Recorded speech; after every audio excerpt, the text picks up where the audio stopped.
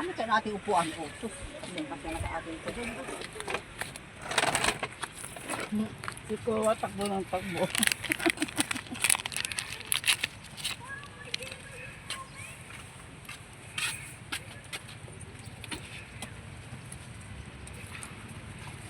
Yan, may pahingahan din pala eh. Akala ko katrabaho mo sila, ikaw wala siya. Isa ka Hindi Si sumama. ate raw, nagreklamo dun sa sanay. Oo nga. Oo, nag-amaritisan sila tuloy doon tungkol sa overpricing na rin. Overpricing. Overpricing naman sila. Hindi. Kaya Siyempre, kaanuhan na nila rin. yung mga Sa 300 daw. Sa 300 daw mahal. Ay, ano na lang din naman yung ano. Kung gusto niyo daw mag-tent doon.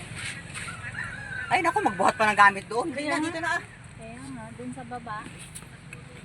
Punta na lang doon.